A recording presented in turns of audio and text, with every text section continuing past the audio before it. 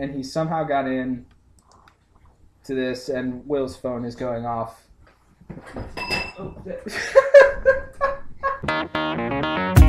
You're listening to the League of Legends podcast of strategy, innovation, and hosts with great beards. This is First Blood.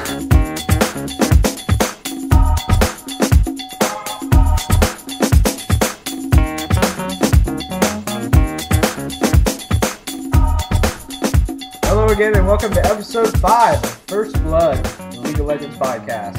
I am Alec, aka Eat More Chicken, and I am joined once again by my co-host Will, aka Sinscar. How are you doing this week, Will? I'm doing good. My wife is away, so this is perfect timing because it's double IP weekend, and there's no wife here, so thanks. You just get to nerd out all weekend on League of Legends, and she can't yell at you to put pants on and get in the shower because you smell bad. Exactly. I know the feeling. Also, we are joined this week by a special guest. Special guest, who are you and what do you do?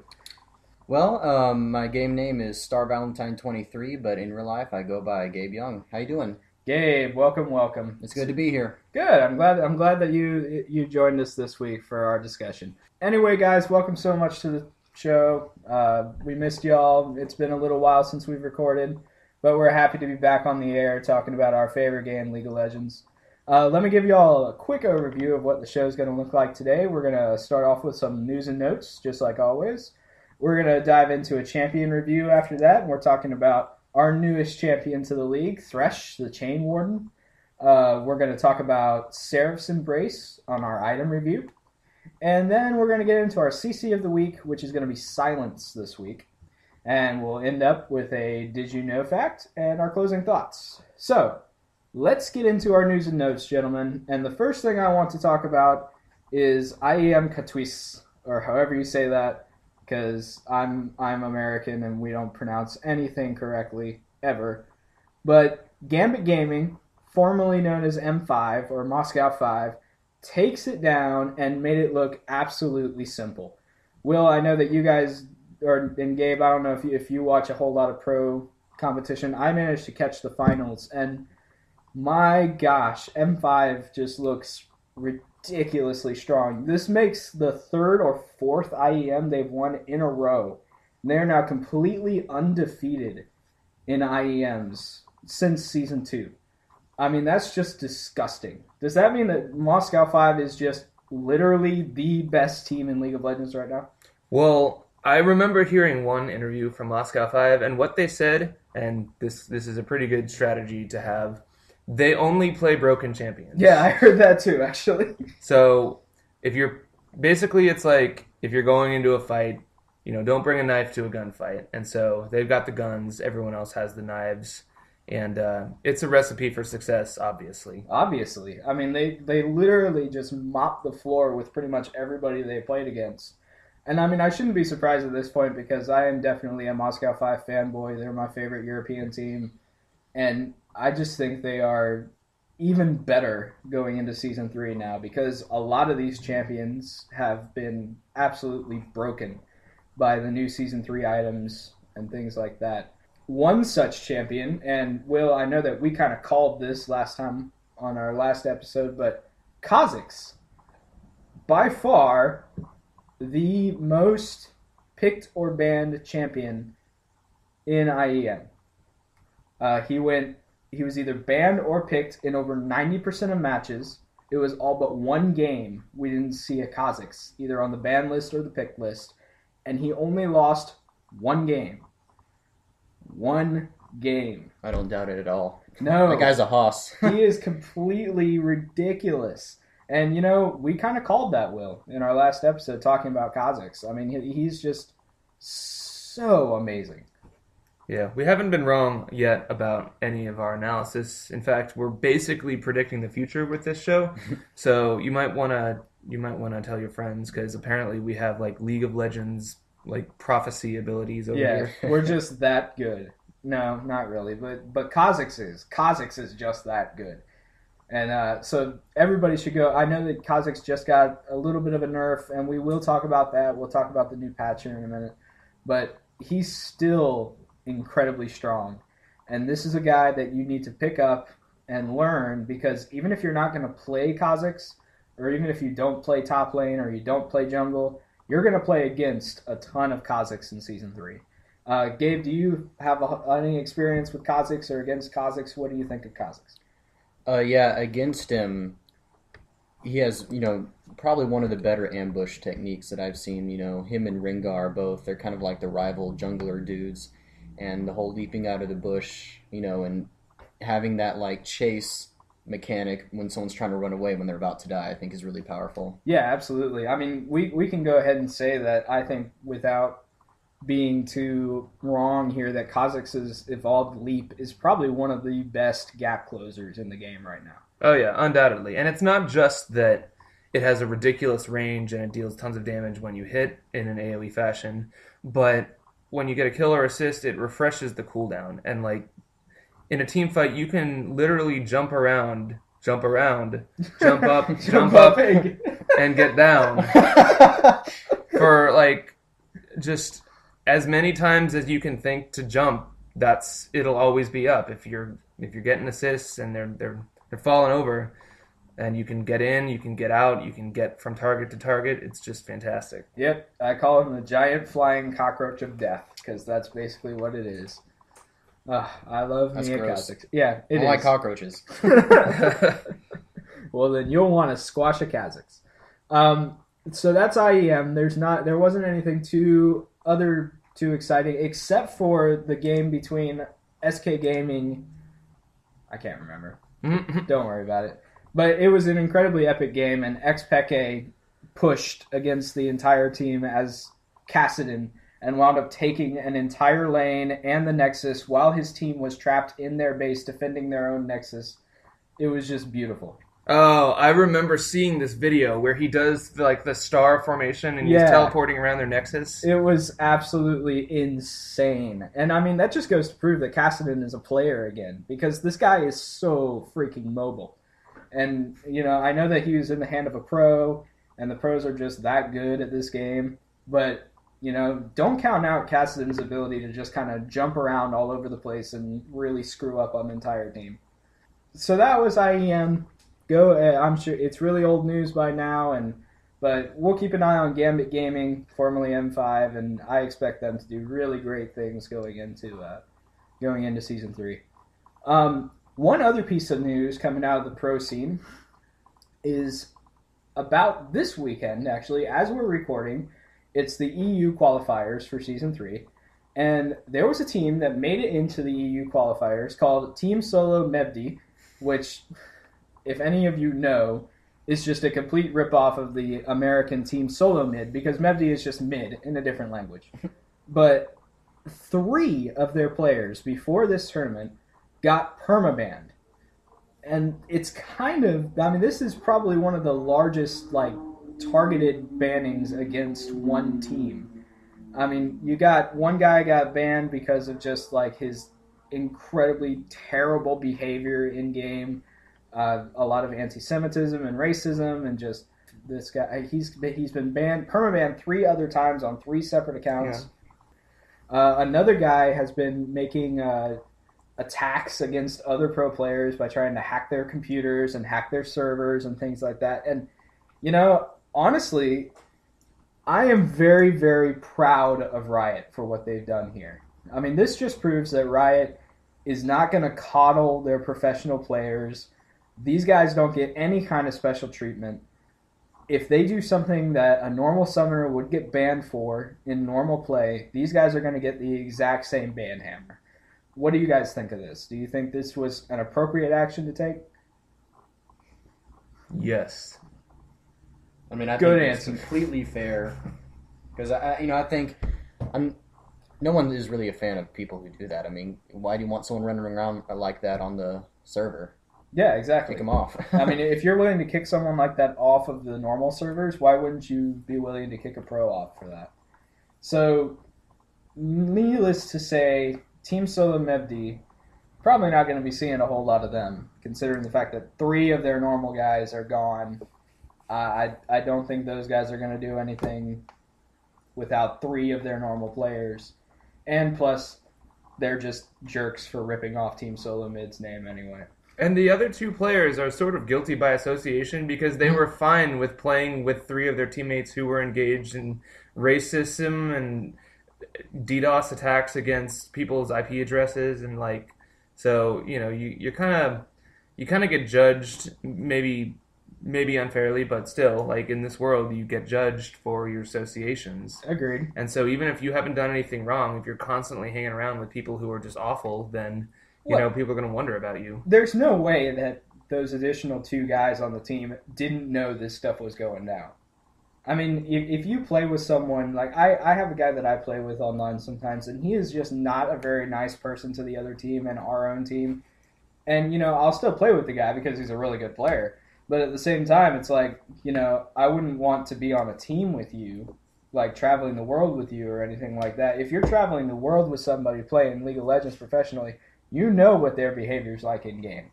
It's not like this came as a shock to anyone. Hey, I apologize for my behavior, okay? You know what? I don't want to hear it. That little kid was just crying in the corner for hours after what you said to him. Oh, man, you don't even want to see what I did after you left. Oh, dear. First Blood Podcast does not condone any illegal activities on League of Legends. So let's move on from those bannings, and let's talk about, real quick, the changes to the rank system. This is something that's kind of making some waves, and it will continue to make waves as it's implemented. And Will, I know that you really did a lot of research on this and stuff, so what do you know about this new rank system that's coming up? Okay, well, there's like a 7-minute long video that you can find, I believe it's on reignofgaming.net, has, I think, this one guy who really in-depth explains it, but to kind of summarize it, basically the concept of ELO hell isn't really going to exist anymore after this because... Oh, thank God! Right, like, they're getting rid of that, and the reason being is because a lot of times what would happen is you would hit ELO hell, you'd be in a death spiral, and then you would just stop because you would get incredibly discouraged and you just say, well, whatever, I don't care anymore. Or you would get up to a certain ELO and then you would just stop playing for fear of losing it. Right. And so, it was a system that really a lot of times had nothing but negative aspects to playing the game. But now, essentially, you have a bunch of tiers: bronze, silver, gold, platinum, diamond, and challenger. And you'll play your normal rank games, and you'll get league points. And once you fill up your league point bar, you'll play a series of 3 games to go up a league. And then when you're ready to go up an entire tier, like say from silver to gold, gold to platinum, whatever, you'll play a series of 5 games. And so obviously to move up a league, you're going to have to win 2 out of those 3. To win the next tier, you have to win 3 out of 5. And you can go up and down in leagues, but once you hit that new tier, once you go from silver to gold, you will be gold for the rest of the season. You cannot go from gold back down to silver. Yay! So in that sense, there's no real... I suppose there is somewhat of an ELO hell in that if you're stuck in gold and you almost make it to the point where you can get the platinum, but then you lose a bunch of games, you'll still somewhat feel the ELO hell, but it's not like you're going to go from diamond down to bronze. Like, it's not going to happen. Yeah, and I mean, that's kind of the scary thing with the current ELO format is, just like you said, these guys that will play until they get a really high ELO, and then they'll just stop playing on that account and make a Smurf account because they really are just too afraid to lose their ELO. Right. And, even if I feel like if you lose that high position in your tier, that still gives you an incentive to work back up. You don't feel like you fell just so far down that you're never ever going to be able to achieve that again. And then you never feel like you've gotten so high that you don't want to play anymore for fear of people thinking you're a noob, and because you fell so far from glory. Right. So I think this is going to be really good. What do y'all think about this? I mean, do you think it's going to be a good system? What do you think? Oh, absolutely! I can't wait to play it. I hate ELO hell. I hate losing a bunch of games in a row because every game that you lose makes it that much harder to win the next game because psychologically you have this defeatist mindset. You know, you lose a game, you're like, okay, it's fine, I'll just come back. You lose another game, you lose 3, 4, 5, 6, 7 games in a row, and then you're playing, you know, kind of with a chip on your shoulder, and you just don't play as well when your mindset's that way. You just don't. It's impossible. Yeah. Gabe, what do you think about this new system? Are you excited for it? I mean, yeah, I completely agree. I mean, it's like how I was brought up, you know. If you fall down, just get back up and you just keep going, you know. You can apply that to just about anything. And I think that with Riot, they just get progressively better in the ways that they're transforming League, and to even the little nerfs to like the big things like this. So, I mean, I think it sounds good to me, too. Yeah. So we're really excited about this. Again, Season 3 is going to start, I think February 7th is the official start date for Season 3. So until then, you're still going to have your normal ELO and everything like that. So all you ELO freaks out there who just love your little ELO score and pet it like it's your little child or your kitty in your lap, you got a little bit longer. But after February 7th, ELO won't be seen by anyone anymore, and you'll have your leagues instead. You still will have an ELO, though. Yeah, but it won't be visible by everybody. It's only used for matchmaking purposes. You can't show it off. You can't show off your ELO, and you also can't sit there, stare at your screen, and play with yourself over your high ELO score. Right. So Oh, you know, no. once Terrible. once you hit diamond, then you'll have that status symbol. And the nice thing is that you can continue playing games as a diamond ranked player. And even if you just suck from then on out, you'll still be diamond. Even if here's another thing actually about the ELO system that they're using. If you do in fact lose a bunch of games after hitting a certain rank, hitting a certain tier, bronze, silver, gold, whatever, and you lose a bunch of games, you'll start getting paired. Even if you are, say, gold, if you lose a bunch of games, your ELO will go down to such that you'll start getting paired with players who are silver. So yeah, that's an important thing to know. You're not restricted to playing with people just in your tier. Like, the matchmaking is still going to work off ELO, so you could get paired up with somebody who's really low down there if you've lost a bunch of games in your tier. And the flip side is true. If you are gold, but you win a bunch of games in a row, it's possible for you to start getting paired with platinum level players. Yeah. And so what happens is if you get paired up with people, then you'll start getting more league points if you win because you're beating people of a different tier than you. But on the other hand, if you start getting paired down and you're gold and you're playing against silver level people, your league points will start getting diminished because you're playing against people who should conceivably be worse than you at this game. Conceivably. Yeah. So we'll wait and see how it works officially, but in the preliminaries, the new rank system gets the First Blood podcast stamp of approval. So let's move on. We want to talk really quickly about the patch because the patch has been out for a little while now.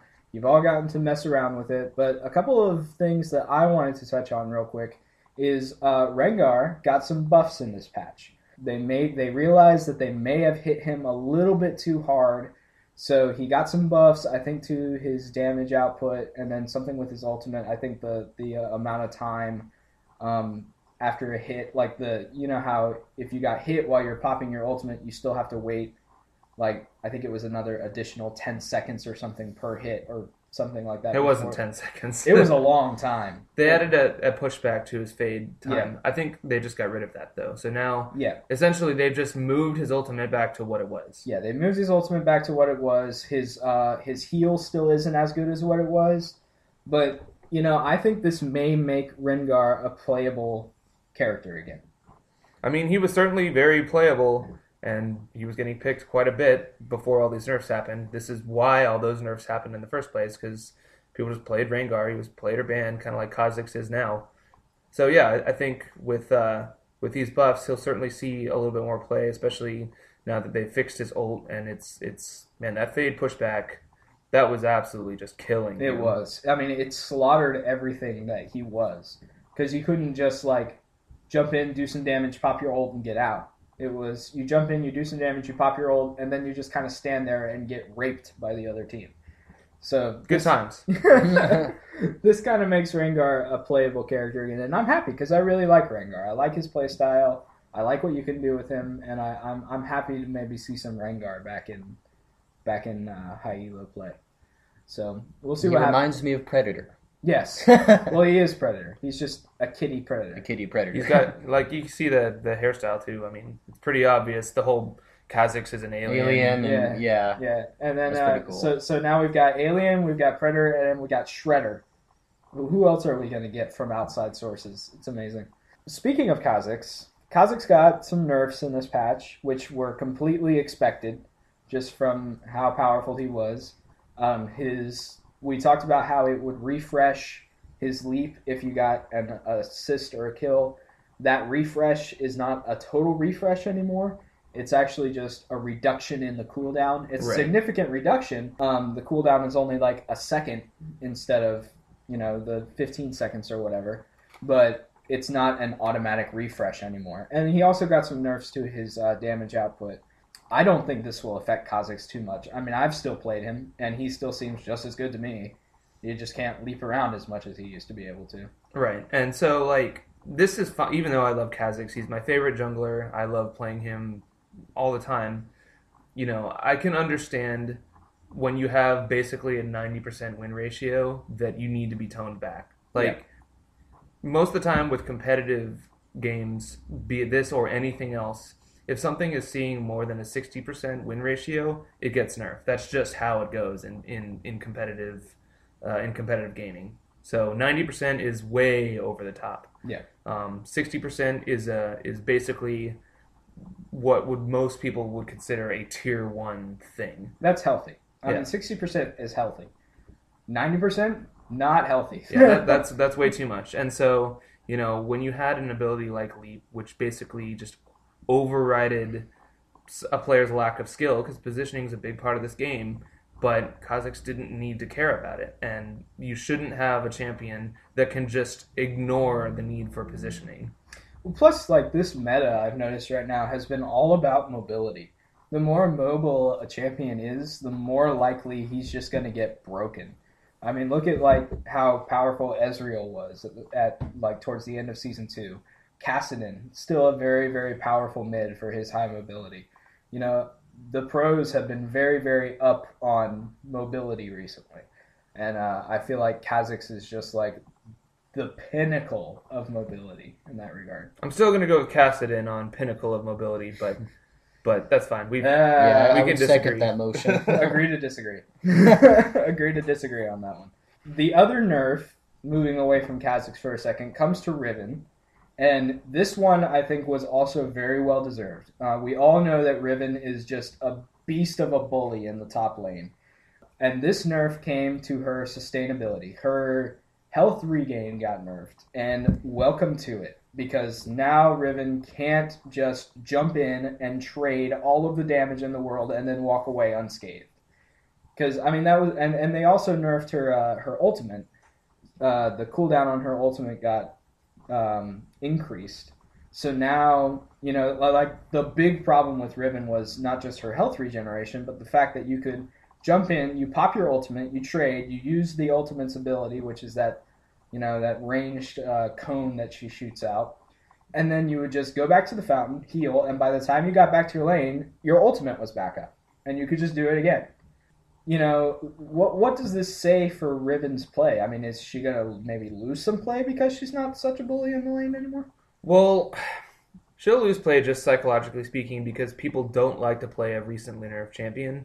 Even if the nerfs aren't that bad, psychologically speaking, people will just pretty much flee en masse from a champion who's recently been nerfed. But I think these nerfs are perfectly justified. She has one of the most balanced kits in the whole game. She's a manaless champion. She has a shield. She has fantastic mobility for a bruiser. Yep. So why did she need to have... And a stun. Yeah, why did she need to have health regen on top of a shield, on top of mobility, on top of not needing to worry about a mana bar? It didn't make any sense. Plus an ultimate with probably one of the lowest cooldowns in the game as far as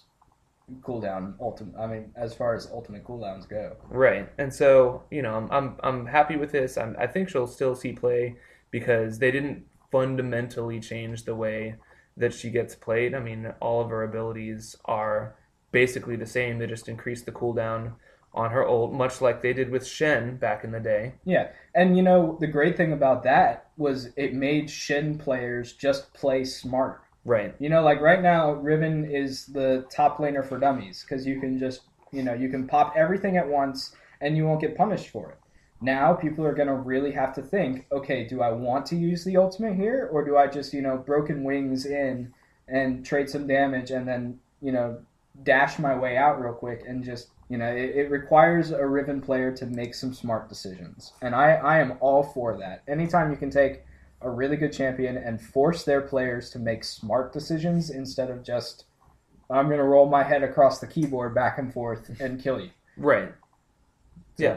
Seems fine to me. All right.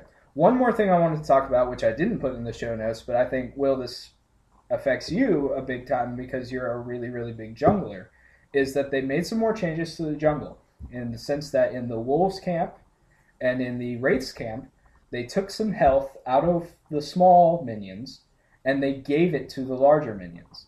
And, you know, their logic behind this was Riot is really saying they want to kind of change the way jungle is done because right now, area of effect junglers are pretty dominant in the jungle.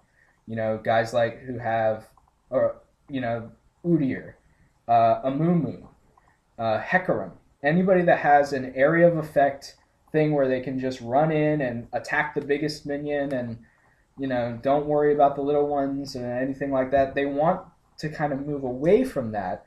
However, this change, I don't think affects that at all. No, it doesn't. In fact, this is basically just a buff to junglers in general. Yeah. Because whenever you can knock out one of those smaller minions faster, that's that much less damage that camp can deal to you. So it certainly helps single target ones, but it also helps AoE as well. So, I mean, it's fine. I think that they probably went a little bit overboard on buffing the jungle from Season 2 to Season 3. There's definitely a lot less options for early game ganks, because after you finish red and you go to golems, you have like 2 health left, usually. If you're like level 2 or level 3. A lot of junglers can't actually take down the golem camp on the first run through if they don't do it right. So yeah, I think this is going to be really good. It's going to help people to blow through the jungle a little bit faster if they kill those small minions first, and they'll take a little bit less damage. Hopefully it'll open up a little bit of play for the early game, and anything where someone can make a play during any portion of the game is going to be, I think it's going to be good for high level play, because no one wants to just see people farming in the lane for 20 minutes. They want to see ganks. They want to see, you know, people making plays, and nobody makes more plays than a jungler. It's true. It's the only position in the game that is just completely liquid. Like you're just constantly moving. You're constantly making decisions. You know, like people always credit the carries for wins and stuff, but honestly, like if you don't have a good jungle or your jungle is making poor decisions, you're not going to win the game.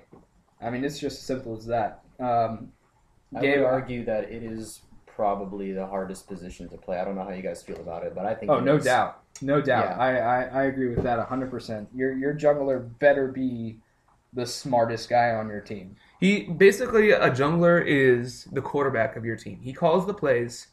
He's the one who essentially is responsible for leadership, especially when it comes to, like, obviously ganking, but you know, making people aware of where there are wards, making people aware of where the enemy jungler is or isn't, you know, letting people know where he is at all times. You know, it's much easier to play a jungle when you are in the same room with people or on Skype. Yeah. Because, you know, when you're playing jungle and it's solo queue and you have no way to communicate without typing it in the chat box, that's time that you could be spending like upping your actions per minute and making sure that, like, you're always doing something. You can't just AFK your way through jungle. You either are ganking, counter jungling, clearing your jungle, or going back to base and buying items. So there's really no room in the jungle for you to just sit around and wait for other people to make a play. You have to be the one to make the play. Yeah. So changes to the jungle. We'll see how that pans out, but I think it'll definitely make the jungle position a little bit stronger. Last thing I wanted to touch on really quickly was the North American qualifiers. By this point, everybody knows who is qualified in North America. Those are over and done with. As we mentioned earlier, the EU qualifiers are underway right now. So by the end of this weekend, probably by the time this episode goes up, we will know all the teams that are going to be in Season 3 for the professional scene. And that is very, very exciting. It just makes it feel like Season 3 is here, and I am so ready. I'm so ready for Season 3. I just wanted to touch on that real quick to let everybody know, but I'm sure everybody knows that by now. So let's move away from the news and notes, gentlemen, and let's talk about our new champion. We're going to do a champion review on our newest champion, fresh off the presses. Here is Thresh, the Chain Warden. Immediate thoughts, guys, before we talk about abilities or anything like that. What were your first impressions of Thresh? I got very excited because I like high action supports.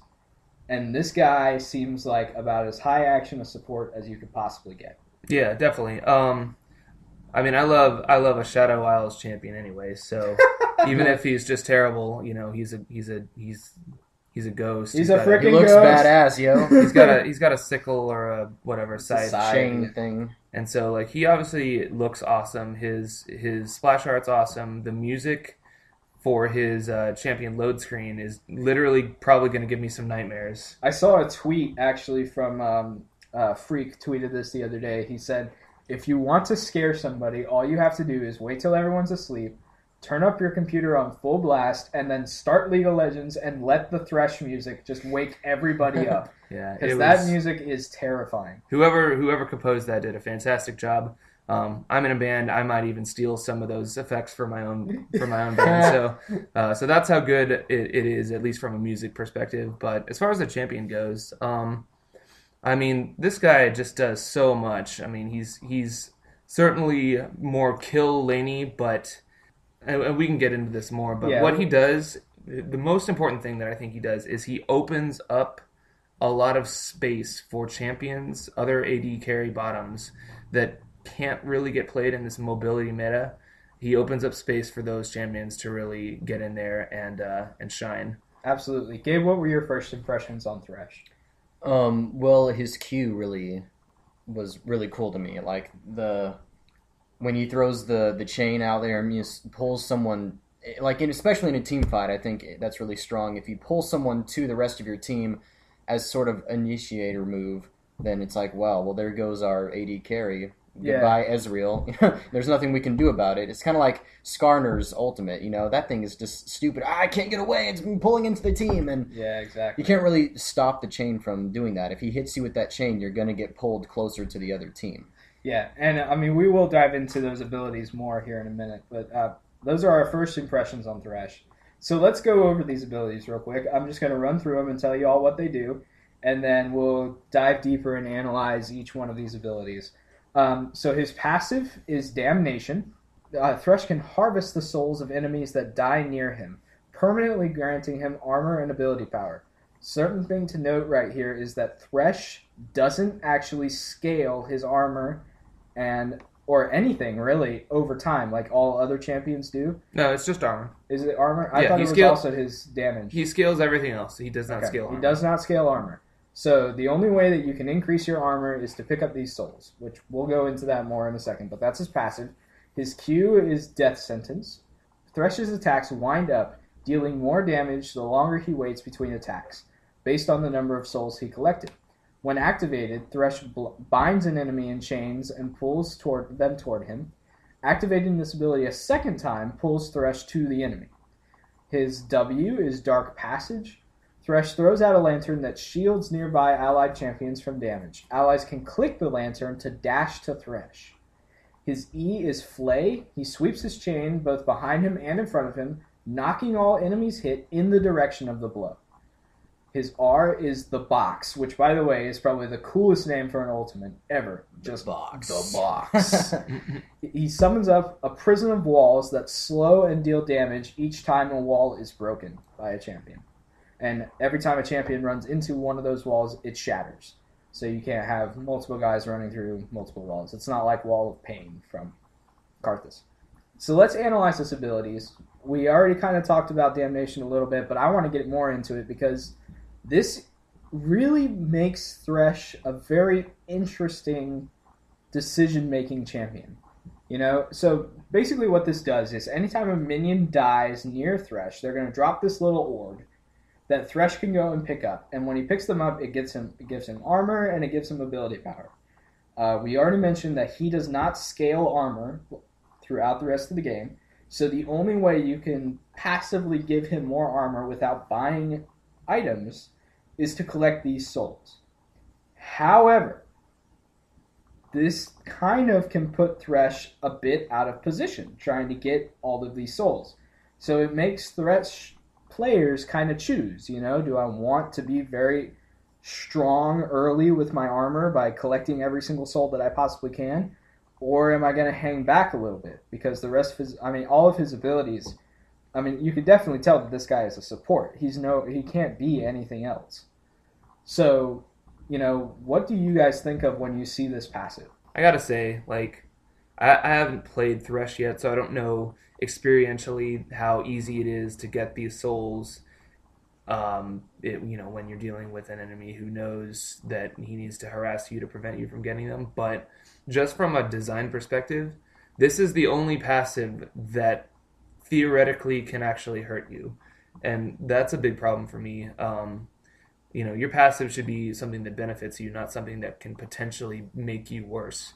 So I think what I would like to see with this passive is rather than have him not gain armor over time, I would like to see the passive still remain as is, have him gain armor over his levels, and then just reduce the amount of armor and ability power by maybe 75% that he gets. So that way, it's a benefit to you if you can make it work for you, but it's not going to hurt you if you can't. Yeah. Gabe, what do you think? I don't know. I kind of mixed feelings about this. I kind of agree with what Will was saying. But I think that if you have ADHD, do not play Thresh. Because you're going to be like, oh, look, a soul! Woohoo! And then you get ganked by the jungler, But I think that, things like this and Siphoning Strike with Nasus, if you have a passive that permanently gets you stronger, that's pretty strong. But at the same time, it can put you out of position. Yeah. Right. Yeah, I think this, like I said before, this makes Thresh players choose, how much of a presence do I really want to be in the fight as opposed to how much of a presence do I really want to be as a support. And, that kind of seems to be an overarching theme with Thresh is just choice and really, really strong decision-making. That's his passive, the Damnation. So let's move on real quick to his Q, which, Gabe, you said is one of your favorite abilities out of Thresh, which is his Death Sentence. And that's where he throws out his chain scythe, and it's kind of like a Blitzcrank or a Nautilus. It hooks them to you. Oh, yeah. It hooks the guy. But it doesn't drag them to you right away like a Blitzcrank does. You can kind of pull the guy along with you in the direction that you want him to go, or you can reactivate the ability and it will pull Thresh to the enemy, just like Nautilus's Anchor does. And, I was listening to Low Elo the other day. Shout out to those guys at Low Elo. We love them so much. And they were saying that this really reminds them of, they took the best of Skarner, Blitzcrank, and Nautilus, threw it all into one champion and said, have fun with this. And this is really what it reminds me of. But again, this makes Thresh players really have to make a difficult decision in some regards. Do I want to just hook this guy and drag him a little bit, or do I reactivate and just go and beat on his face?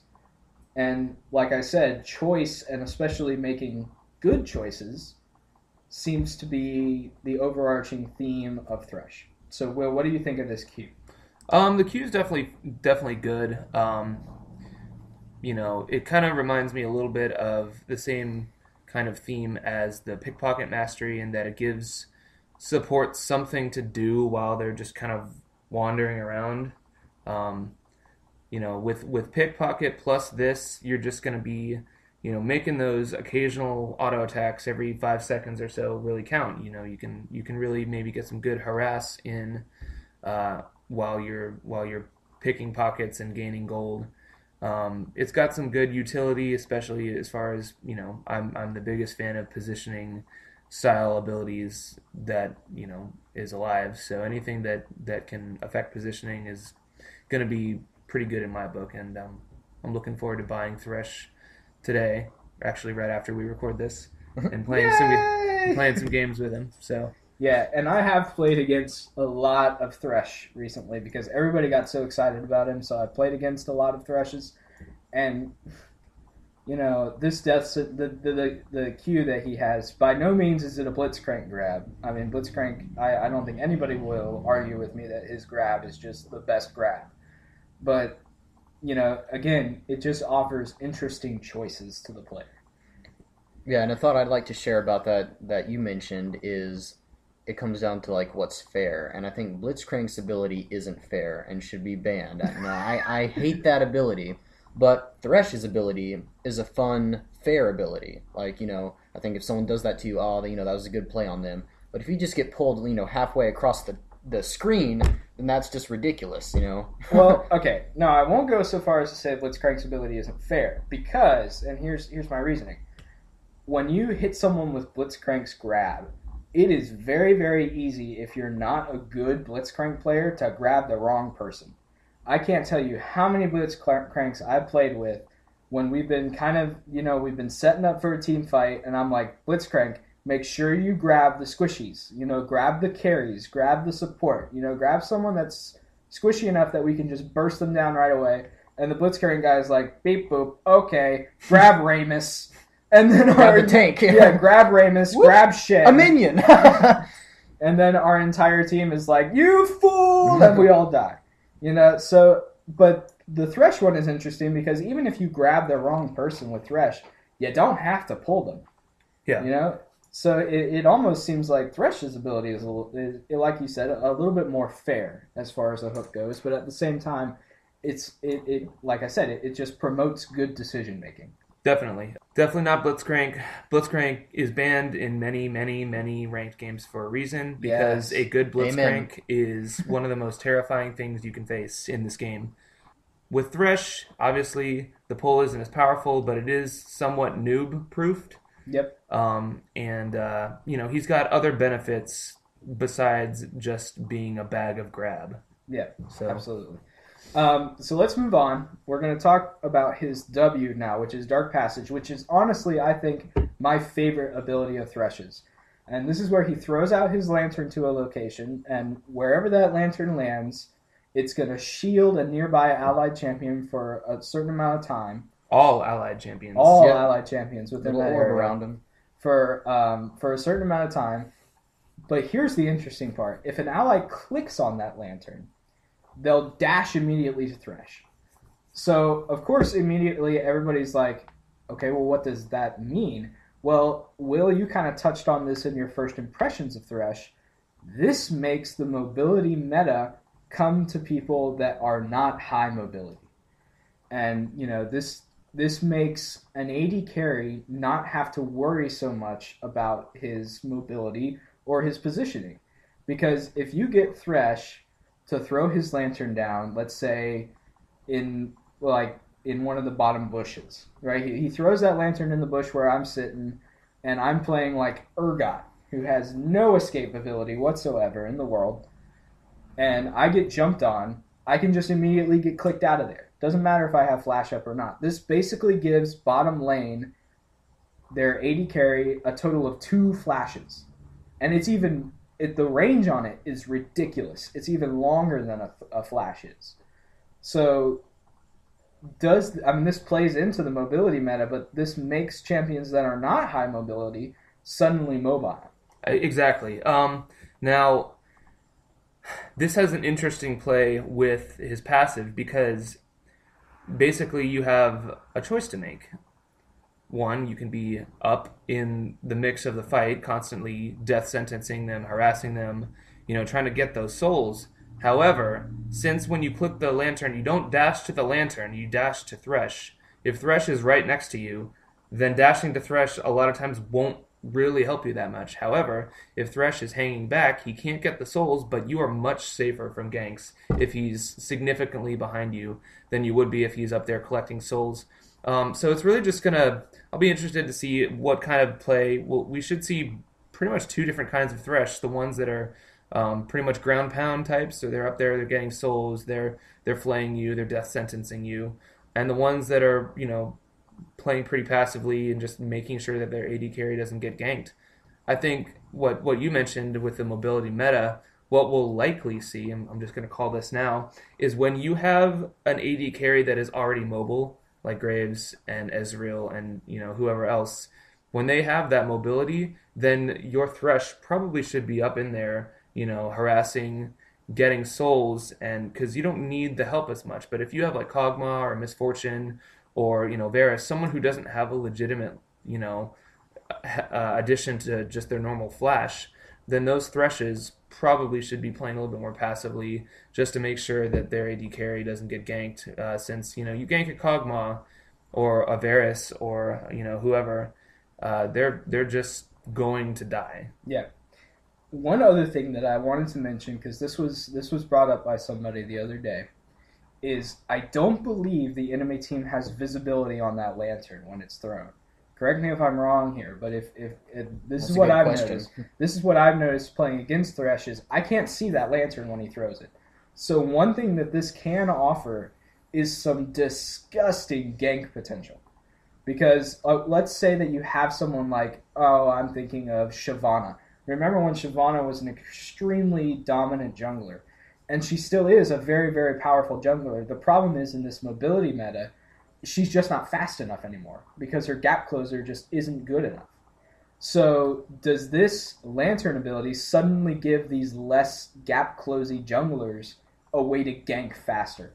Because you can throw that lantern, let's say, in the bush, in the river, and then your jungler can come in, he can sit there, wait for a minute, click on that lantern, and suddenly just be in the middle of the fight without even having to burn his gap closer or a flash or anything like that too. So this W offers up some pretty nasty gank potential for your team as well. Well, what I see happening, I can just envision this in my mind already. Okay, you throw the lantern in the bush, and your non-gap closey, jungler like Shyvana is a really good example, runs to that bush, and then Thresh use his death sentence to pull himself to the enemy, whoever, and then drops the box right on top of both of them.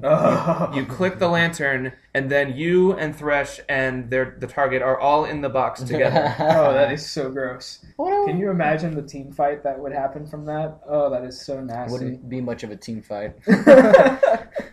Oh, that is so gross. Now this is... Well, I guess we can wait I have some things to say about the box, but we'll wait. we'll get there. We'll get there. Gabe, did you have any quick thoughts on Dark Passage? What do you think of it?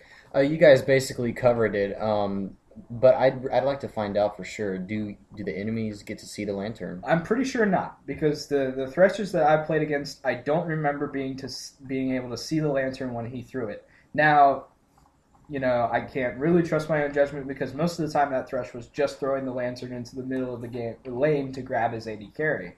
I haven't seen this cool gank potential from a Thresh yet, but I think that's just because he's relatively undiscovered his full potential. Because he's new. Yeah, so I don't know, but I'm pretty sure that enemies do not have visibility on the lantern if it's in a bush. You guys can email us to correct me if I'm wrong and yell at me and call me a noob. firstbloodpodcast@gmail.com, but I don't think that you have visibility on that lantern. So let's move on to his E, which is Flay, and this is probably the only really straightforward ability that Thresh has that really has no decision making whatsoever. He sweeps his chain and it goes behind him first and then in front of him, and any enemy that gets hit by that is going to get knocked in the direction that he is moving the chain. So for example, if you got someone coming up to behind you and you got a guy in front of you, the guy in front of you is going to get knocked away from you, and the guy behind you is going to get pulled towards you. So some interesting CC potential in this Flay, because you get basically a pull and a knock up, Knockback. A knockback. I'm sorry, a pull and a knockback in one ability. So this could be a pretty potentially nasty CC ability in a team fight. But I don't know. What do you guys think about it? I mean, it's hard to say without. I've seen the champion spotlight, so I know how it works. If you can successfully chain Death Sentence together with Flay, as in you pull them, you pull yourself to them, and then you start running back, and then you Flay them to pull them even further out of position. I think that'll be pretty successful. It's great for knocking back. Obviously it'll be helpful to your teammates because you're knocking back everyone you hit, and it's got a decent range on the front side of it. On the back side, it isn't quite as much, but yeah, I mean, it's definitely going to be a medium to high level skill cap ability. It's not just point click and derp your way through it, but people who are good at chaining his Death Sentence and Flay together, I think they're going to see some pretty good results. Okay, so now, I mean, Flay, pretty straightforward. Gabe, did you have anything to say about Flay? Yeah, one thing I'd like to say about it is, the knock back is like, let's say a Blitzcrank or someone is coming, he's trying to position himself to pull in your Ezreal or AD carry. And then you can be like, whoa, oh, I see it. Then you whip them back just out of range to do that, and then you warn your AD carry. Sure, yeah. I mean, it definitely provides some really... So you just deny them a chance to pick someone off. There's some really awesome potential there as far as a CC ability goes.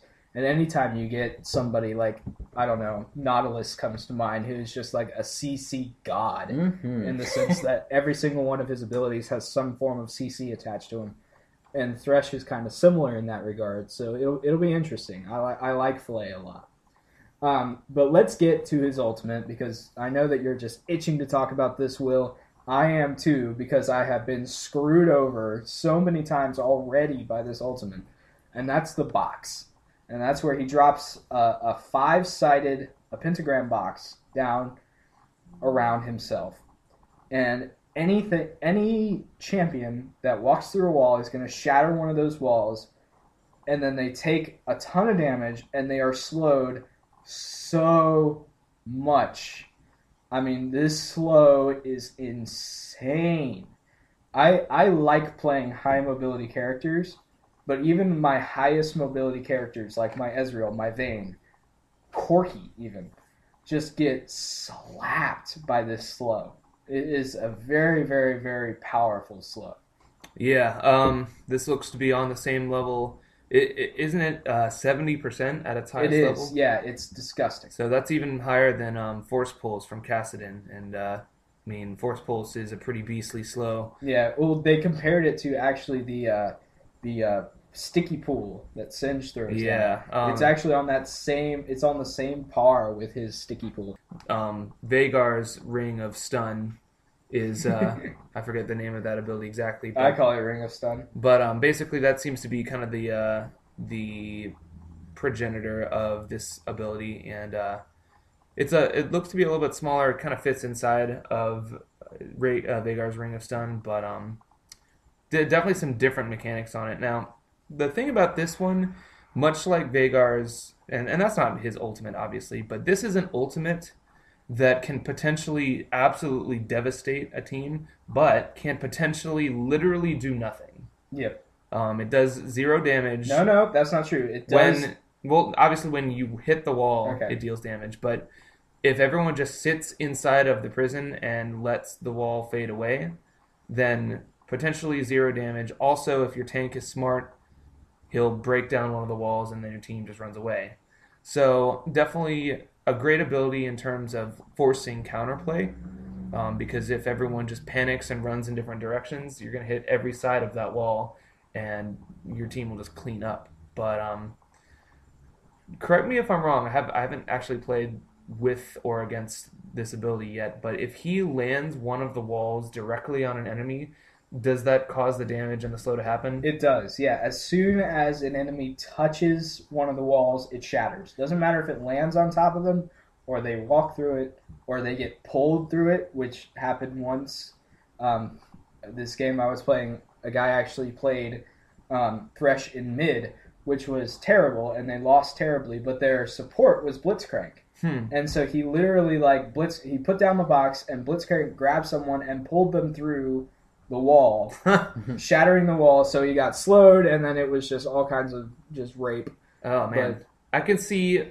We talked about fear before and how problematic it was because people were just running around, but I could see how fear could play very well with his ability because it could potentially force them to run into the wall. Can you imagine Thresh throwing down the box, and then here comes a screaming Hecarim out of the jungle and just ults, and everybody runs in opposite directions through each one of the walls. That seems insane, actually. I feel like we need to try this. I really want to see if that works as well as I think it would, but it seems like with this box, probably the best thing to do, if in fact, it works like Veigar's ult and it just, it takes effect immediately when you hit them with the corner of it, is to get them with the corner of it that is closest to your side so that they are slowed instantly, and then they have to run through the back end of the wall, getting slowed and damaged 2 times. Yeah. And that'll require a little bit more risk on your part because you'll have to get a little closer. But it seems like the reward would be pretty high if you can manage to get them with 2 of the sides of this thing. Yeah, absolutely. Gabe, did you have anything to say about the box? Well, yeah, I was going to compare it to Karthus' Wall of Pain. I mean, it looks like just a 5-side, pentagon version of the Wall of Pain. But, otherwise, even if people do stay inside the box, then they just trap themselves, and they can, the other team can surround them, they can position themselves to do whatever they need to do. Take down a tower. It's like, okay, great, you guys don't want to take damage from the box? Okay, we'll take your tower. I think it has really good advantage to it.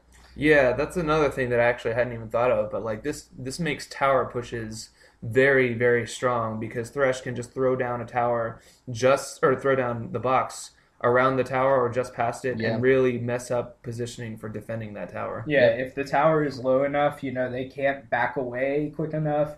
If the tower is still up quite a bit, he could throw down the box and prevent them from getting to the tower in time. So, yeah, definitely some potential there for some tower taking. I love it. I mean, I personally love this ultimate. I love some of the options that this gives you. I love the team fight potential with the box. I really want to try, the Hecarim thing that we just talked about, and then what we mentioned before, him throwing down the lantern and then using Death Sentence to just leap into the middle of the group, yank someone in there with him, and then throw down the box. Seems good. That just seems incredibly powerful. One thing that we need, so that's all his abilities, and they all seem awesome. But one thing I want to touch on real quick is the skill cap that is going to come along with Thresh. Because anytime you get a champion that causes the player to make this many decisions, it comes with a very, very, very high skill cap normally. And one thing that I have noticed playing against Thresh is that even more so than some other supports, obviously, if you get the chance to play with your AD carry in the same room as you or on Skype or something like that, you're going to have an advantage because you can talk to him directly. However, you can still play a lot of supports effectively without having that. Thresh seems like somebody that just needs to be played with people in the same room as you or on Skype because there's just so much happening here that people need to be coordinated on. Thresh is going to be at his best, I think, in LAN events or in pre-constructed teams where everybody can talk to each other. Oh, yeah, definitely. I mean, much like a Blitzcrank or Leona or anyone who, or even a Zyra, someone who's running a kill lane, who is more concerned about the enemy than about you, who isn't just spending their time babysitting you, healing you, whatever.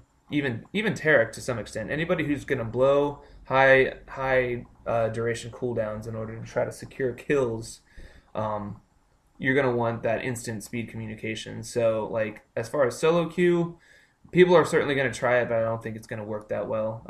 I mean, the nice thing about certain champions like Sona, one of the reasons why she's so good is because you just kind of sit there and help your teammate, and you roll your face across the keyboard, and you have a very when she ults, everyone knows to go in. because Yeah. it's a giant wave of yellowy stuff that everyone can see happening, and then you're just like, oh, okay, I guess it's time to fight. Well, the whole enemy team is dancing. What should I do? Kill them. And I think the box is that way too. I mean, like, people will see it happen, and I think that they will rally around that ability to go in, but all of his other abilities, he's going to need to have some pretty good coordination. So, yeah, So- I think you're right about that. Yeah, so do you think this will really affect, like, where we see Thresh in Season 3? Because, I mean, like, honestly, like, he just screams land support to me. But, I mean, is this somebody that the pros are going to pick up, you think? Oh, absolutely. What do you think, Dave? Sure, especially those times when they're together, over land, they can just communicate all day long and say, all right, I'm going to play this guy, and oh, look out, and I'm going to box right here, guys, and then go in. They're going to be trapped, and we'll take their tower. Yeah. So I think definitely. All right. So that's Thresh. Pick him up, give him a try, because this guy is going to be a contender. I'm calling it right now. He's going to be a contender in Season 3 for a really, really, really, really good support, especially like a kill lane type support. And, I think we'll see good things out of Thresh moving forward. So let's move on to our item review, which this week we're talking about Seraph's Embrace. And, this is another AP item. We talked about Leandry's Torment a couple weeks ago. But this one is just insane as well as Leandry's Torment. So let's run down this real quick. Seraph's Embrace, it's going to give you plus 1,000 mana. That's right. Plus 1,000 mana. It's also going to give you plus 60 ability power and plus 10 mana regain per 5 seconds. And now we also have a passive attached to this, which is going to grant ability power equal to 3% of your maximum mana. It also has an active called Mana Shield. This consumes 25% of your current mana to grant a shield for 3 seconds that absorbs damage equal to the amount of mana consumed. And it's got an 120-second cooldown. This item seems ridiculous on those champions that interact the most with their mana. We're talking, of course, immediately the champion that comes to mind is Ryze. Somebody where a lot of his damage scales off of how much mana he has. And the ability to get 1,000 mana, like, does this just break Ryze? Well, actually, I call this item Ryze's Embrace because it seems like the people who made this item, they were like, man, we really need to make Ryze better. Let's just build a custom item for him. It's almost like Victor. Like, I wish he'd just start with like this item. No kidding. But like, man, 1,000 mana. The mana shield is fantastic. It's even got ability power on it. It's got fantastic mana regen per 5. Ability power equal to your max mana. It's one of those items that it scales off of itself, which is the mark of a really good item. Like I mentioned before with Static Shiv, items that scale off of themselves are just really, really strong items to have. But, you'd be an idiot not to build this on Ryze. It's by far his best item. Yeah. Other champions you could build this on. Anybody who's a strong, like an initiating AP, like Karthus or Swain. Yeah, Karthus is immediately the other champion that jumps to mind. You just want to walk at them, pop your mana shield, and then just continue walking at them. And you can push people pretty hard with this if you're Karthus or Swain. What's not to love about converting 25% of your current mana? Now that's your current mana, not your max mana. So this is less effective if you are coming into a fight not on full. So you really want to come in on full mana, pop this, and then do what you're going to do with it. But, if you've got plus 1,000 mana and then, everything else that comes from, your Archangel Staff and everything, you're going to have, potentially, 25% of 3,000, that's, 750 point shield. On top of, you've probably built Rod of Ages anyway, so you have 750 points of mana shield, and then you have to start cutting into their 2,500 to 3k health. And if you're Karthus, then you kill them and they still are sitting there hurting you at 7 seconds afterwards. So honestly, on Ryze, obviously, on Karthus or on Swain, Just build it, like, for real. Now, this is definitely not a pushover early item, because you have to build this from an Archangel staff. Like, Archangel staff becomes this, so it's not a cheap item to build. Do we see this item being a rush item? Like, if I'm playing Rise, obviously I want to get Rod of Ages probably first, but is this my second item? Like, do I immediately jump on Seraph's Embrace? I probably don't even get Rod of Ages on Rise. Maybe I do. I don't know. You rush Tear of the Goddess, though, and then because essentially you have to max out Archangel Staff's passive mana, but when you get Tear of the Goddess, you can start maxing that right away, since it carries over when you upgrade it to Archangel Staff. So I think you get your Tear of the Goddess, and then you get other items as needed, and then you upgrade it to Archangel Staff. And a lot of times, if you've done it correctly, when you upgrade to Archangel Staff, it'll just automatically upgrade to Seraph's Embrace, because you've already maxed out Tear of the Goddess. So yeah, I don't think you rush it, but you do rush Tear of the Goddess, especially on Rise. Yeah. So, geez, I mean, this just makes any of those really mana hungry, powerful initiate AP mids just that much scarier. I mean, one of one of the few weaknesses of a Karthus or a Swain is the fact that their main damage dealing abilities consume so much mana so quickly. We're talking about the Defile on Karthus, and then Swain's ultimate, his Crowform thing. They just consume all of their mana really quickly, and then they don't have anything left over to do. But an item like this that gives you plus 1,000 mana.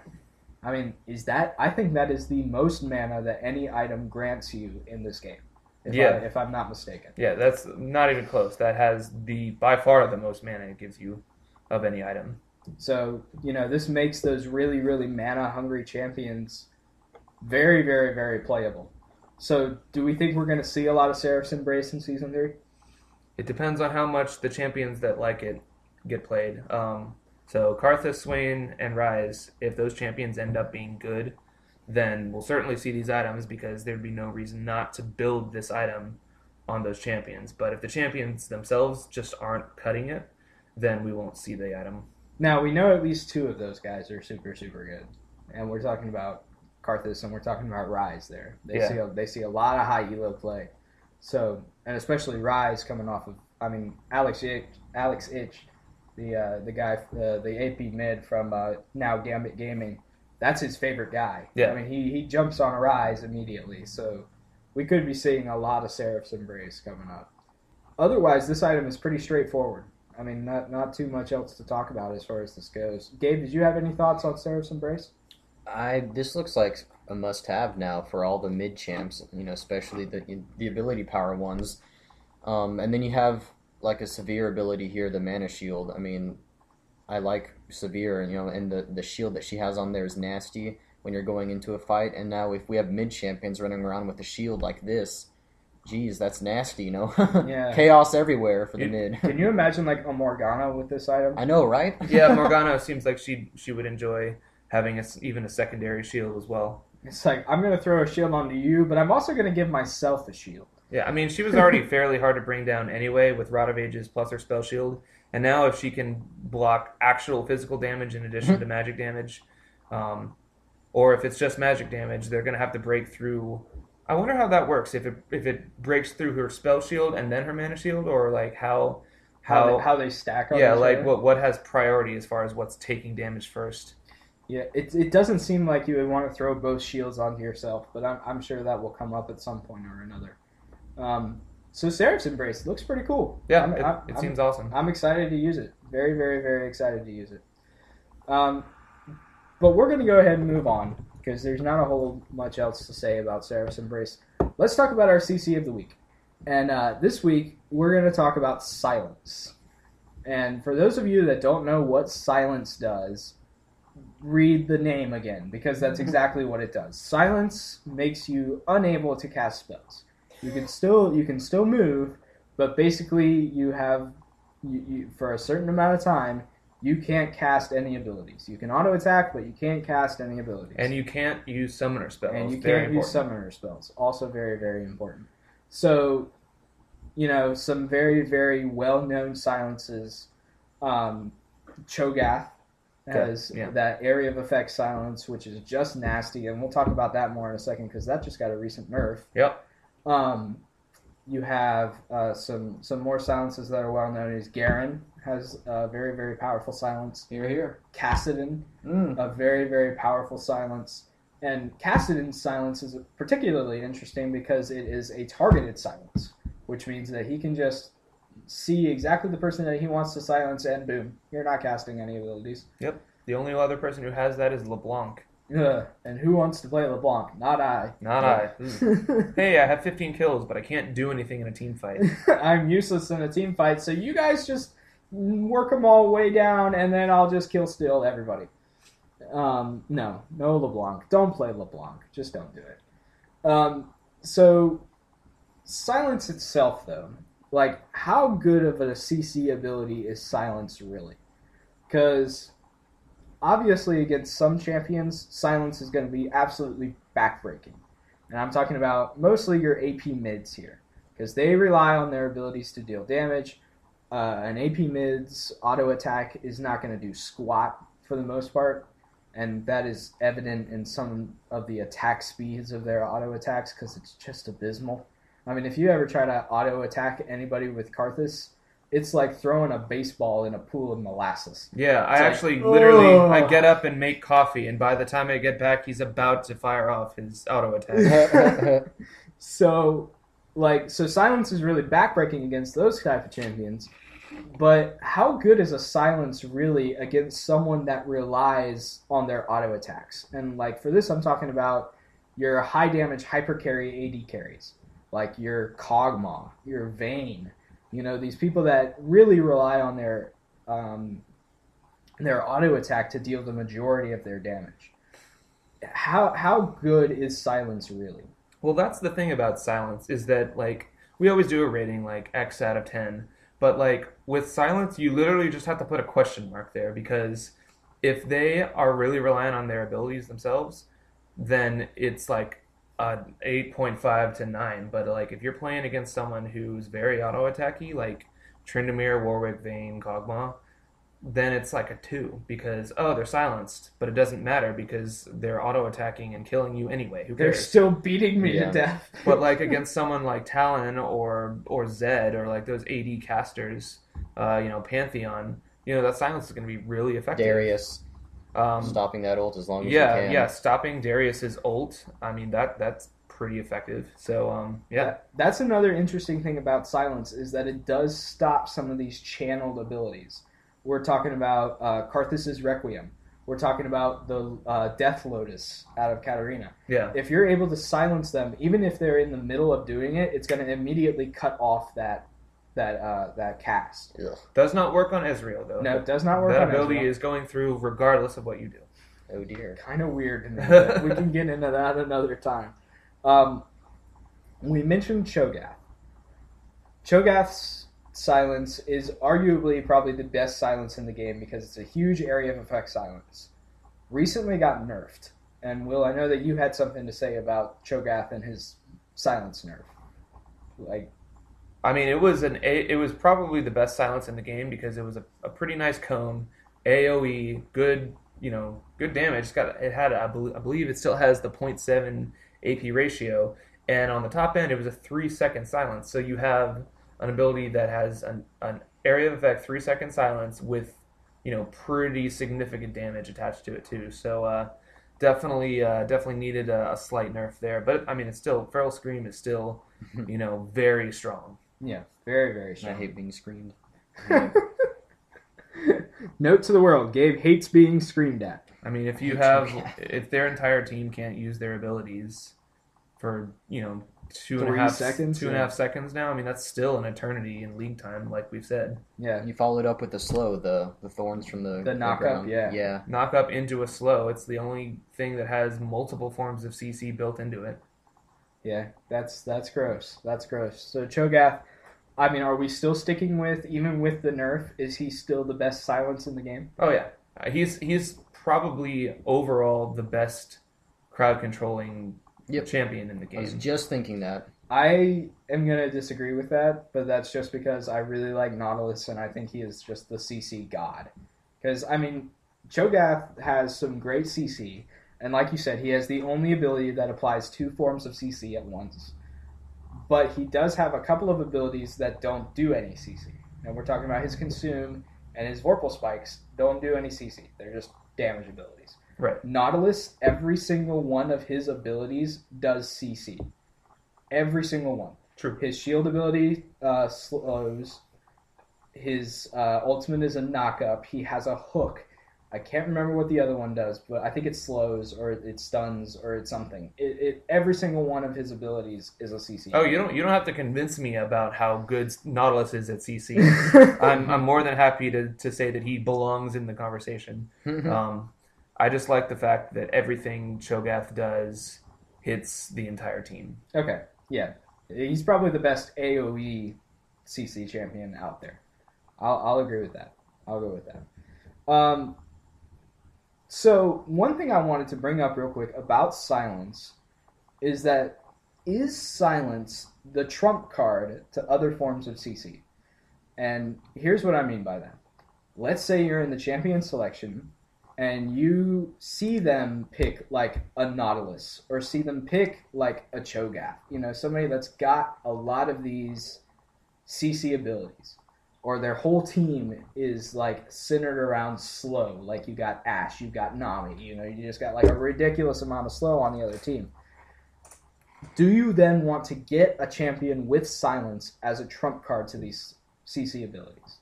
Because if you're able to silence them, then they can't use CC.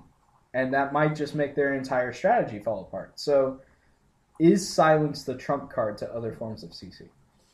I mean, it's really hard to say. I think that it really just depends more on the kind of champions that you're fighting, because stun does everything that you said too. True. So, but on the other hand, where a stun, you also can't use summoner spells, and you also can't move or do really much of anything besides die. Silence, you can still move around mostly. However, many times with silence, it's attached to abilities that are extremely powerful. Like Null Sphere with Kassadin, most stuns in the game, they're not going to take a third of your health off when they hit you with it. Yeah. But Null Sphere will absolutely annihilate just about anything it touches. Same with Feral Scream, it's AoE, it does plenty of damage. So, while stuns, I think, as far as a hard CC, are still, fairly dominant, most of these silence type abilities also have a pretty hefty amount of damage attached to them. In fact, I don't think there is an ability in this game that silences that doesn't do just above average to extreme amounts of damage. No, I can't think of Like that. Dark Wind is probably the weakest silence in terms of damage, but I mean, even that can silence a whole team. And we're talking about Fiddlesticks' ability right there, Dark Wind, and that's the one where he throws out that crow that bounces around and hits everybody and silences everybody. The one where if you're standing next to someone, you're like, no, get away, get away, get away. Or, and then sometimes he uses that ability not even for the silence. It's, I'm Fiddlesticks and I'm going to clear an entire minion wave with my crow.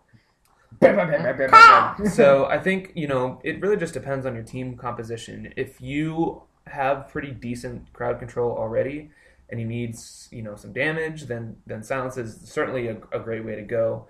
But I don't think, I wouldn't go so far as to say it counters other forms of CC, but it is, like I said, it's a question mark because you want to use it as a counter pick, I think, to AD casters and obviously AP mids. I agree. So this is our first question mark.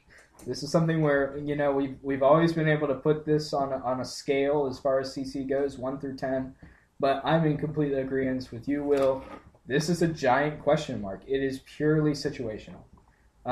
Gabe, what do you think? I think that it has a lot to do with the phase of the game. Like during the laning phase, if you're playing Garen in the top or Kassadin in the mid, that Q silence is going to be where it's best at, I think, to move the game forward, because, you're doing your single fight, usually just by yourself, and, especially with Cassidon and, and Garen, that's how I just get people, because they forget that I'm going to silence them with my Q. Yeah. And it's huge, because it's the Q, and it's going to recharge really quickly. And then, the minions are going to be behind me, and then I ignite them, and they're just kind of either almost dead or they're dead, or they just have to retreat. Yeah. So, but if you were going to rate it 1 to 10, would you say that you can even put it on that scale, or is it just a giant question mark for you? Okay, well, because I'm hesitating, I'm just going to say it's a question mark.